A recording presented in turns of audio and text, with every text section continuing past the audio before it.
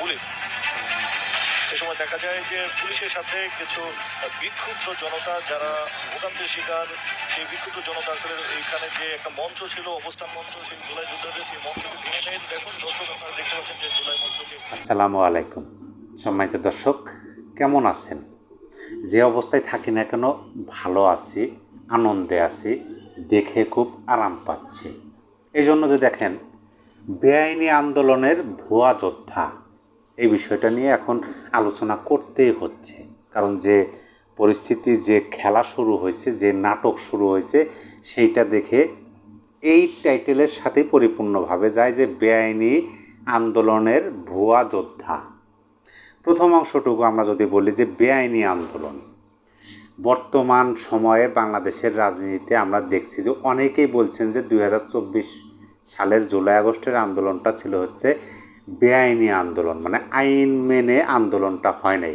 এমনকি খোদ অন্তর্বর্তী সরকারের উপদেষ্টারাও এই কথায় একাধিকবার বলছে। তো গুরুত্বপূর্ণ উপদেষ্টা, সবাই গুরুত্বপূর্ণ মন্ত্রণালয়ের উপদেষ্টা, কিন্তু তার মধ্যে যারা গুরুত্বপূর্ণ তারাই বলছেন যে এই আন্দোলন আইন মেনে হয় নাই, সুতরাং তারা আইন মেনে সব কিছু করতে চায় না। এরকম কথা আপনারা শুনে থাকতে পারবেন। সেজন্য বললাম বেআইনি আন্দোলন। যেমন ধরেন, কতগুলো পুলিশের প্রাণ কেড়ে নেওয়া হলো, অবশ্যই বেআইনি। রাষ্ট্র কতগুলো সম্পদ বিনষ্ট করা হয়েছে, সেগুলো অবশ্যই বেআইনি। এবং তখনকার সময়ে কারফিউ বলতে 144 ধারা জারি করা হয়েছিল, সেইটা লঙ্ঘন করে রাজপথে নামা, সেটাও বেআইনি। এরকম বেআইনিভাবে আন্দোলনটা হয়েছে এবং সফল হয়েছে। পরিশেষে এই বেআইনি আন্দোলনের সকল প্রকার, কোনো প্রকার যেন বিচার না হয়, সেইটার বৈধতা হিসাবে ইনডিমনিটি অর্থাৎ দায় মুক্তি দিয়েছে বর্তমান ইউনূস সাহেবের সরকার। সেটা আমরা সবাই জানি। তাহলে তো এটা পরিষ্কার যে বেআইনি আন্দোলন, এর মধ্যে কোনো দ্বিধাদ্বন্দ্ব নাই, এর মধ্যে কোনো সন্দেহ করার অবকাশ নাই। তারপর আসেন ভুয়া যোদ্ধা। এই বেআইনি আন্দোলনের আবার ভুয়া যোদ্ধা আছে। শুধু ভুয়া যোদ্ধা বললে হবে না, এর মধ্যে আবার ভুয়া যোদ্ধার মধ্যে আবার প্রকারভেদ আছে। প্রকারভেদ বলতে এক নাম্বার হচ্ছে নিহত অথবা শহীদ যোদ্ধা যাদেরকে বলা হয়।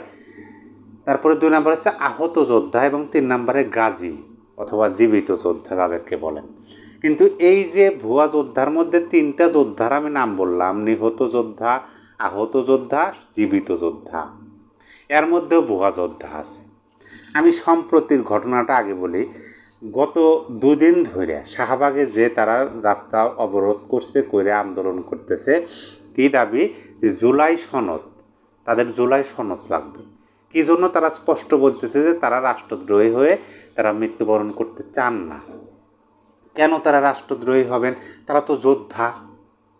এই জন্যই তারা রাষ্ট্রদ্রোহী হবেন। তারা বেআইনিভাবে আন্দোলন করছেন, বেআইনি কার্যকলাপ করছেন, যেটা রাষ্ট্রবিরোধীর মানে রাষ্ট্রদ্রোহিতার কাতারে পড়ে।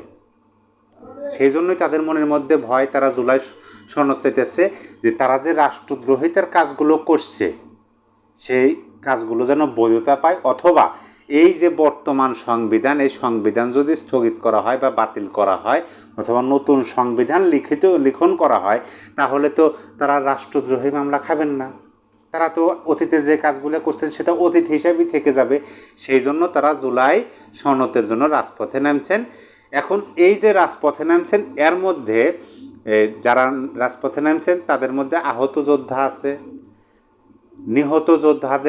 নিহত মানে শহীদ পরিবারের সদস্যরা আছে, আমি একটা ভিডিওতে বলছি। তারপরে আছে কারা? জীবিত যোদ্ধা। এখন এই নিহত যোদ্ধাদের মধ্যে ভুয়া যোদ্ধা আগে পরিচয় দিই।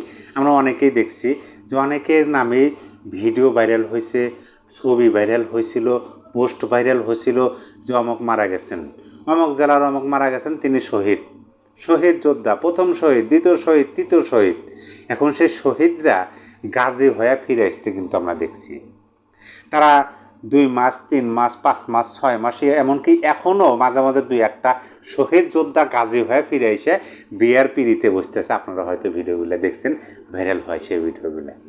তার মানে ভুয়া শহীদ আছে। তাহলে ভুয়া শহীদের পরিবারের সদস্য সেখানে থাকতে পারে, যদিও তারা মুষ্টিমেয় কয়েকজন, কম করে হলেও 160 কোটি লোক হবে ওখানে। আমি এরকম একটা ভিডিও দিছিলাম। তারপরে আসেন আহত যোদ্ধা। এই আহত যোদ্ধাদের মধ্যেও পার্থক্য আছে, ভুয়া যোদ্ধা আছে। এক এক গোষ্ঠী কিছু সংখ্যক আহত যোদ্ধা বলতেছেন যে আমরা হলাম প্রকৃত আহত যোদ্ধা। ওরা কারা? ওরা বলতেছে যে ওরা কারা। এই যে প্রশ্ন সরাসরি হইতেছে কি জন্য?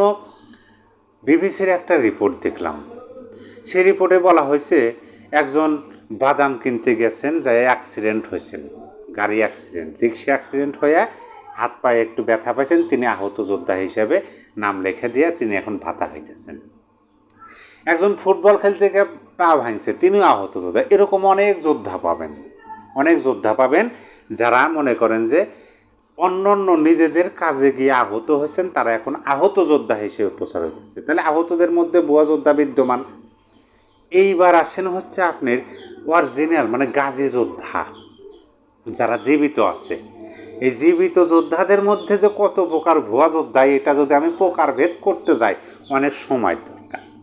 আমি অনেক সময়ের ওইদিকে সময় ক্ষেপণ করব না, শুধু এইটুকু বলবো যে এই যে গাজী যোদ্ধা, এই গাজী যোদ্ধাদের মধ্যে আবার এই ভুয়া যোদ্ধা যারা আছেন তাদের মধ্যে আমি দুইটা যোদ্ধার কথা বলবো, বড় মাপের ভুয়া যোদ্ধা আর ছোট মাপের ভুয়া যোদ্ধা।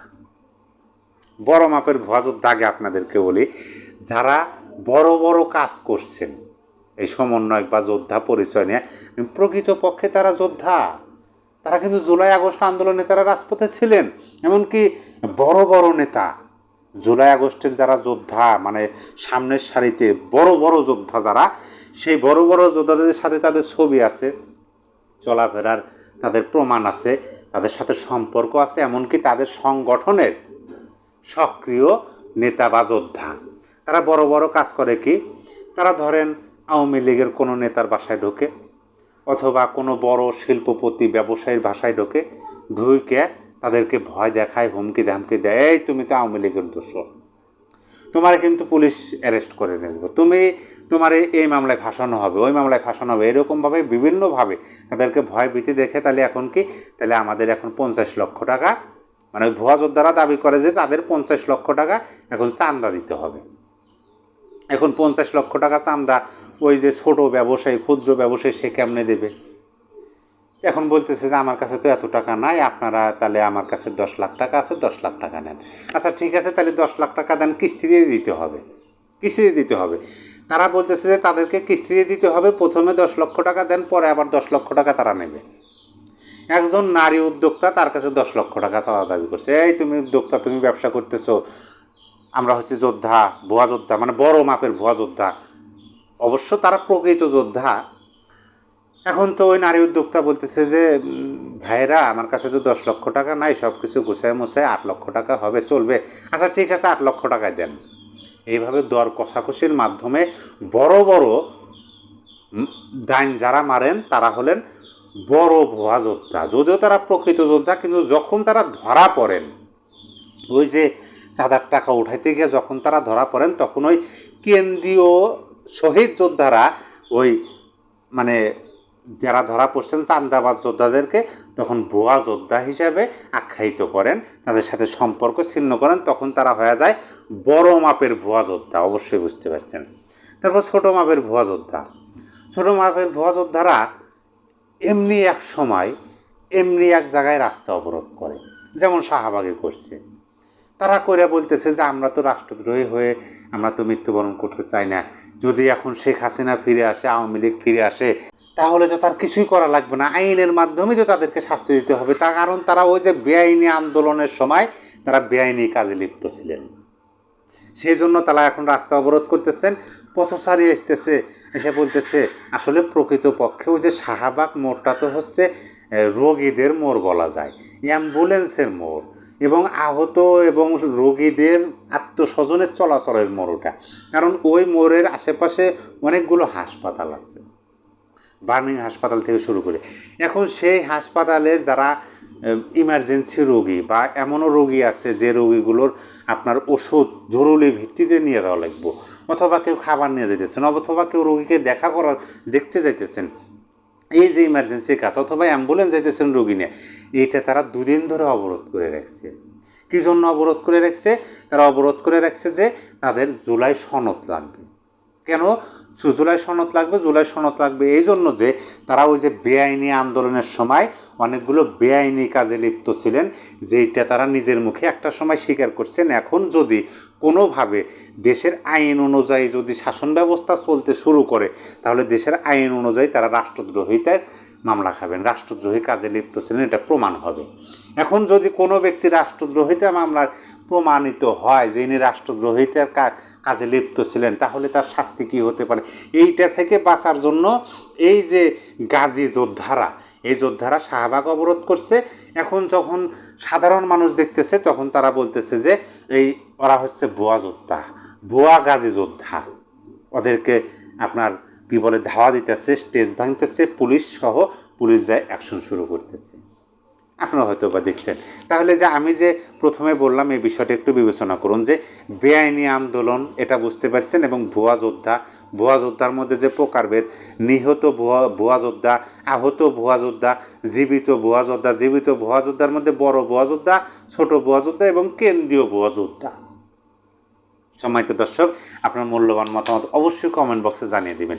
এদের হাত থেকে বাংলাদেশ আদৌ কবে মুক্তি পাবে? সবাই ভালো থাকবেন, আবার দেখা হবে। আল্লাহ হাফেজ।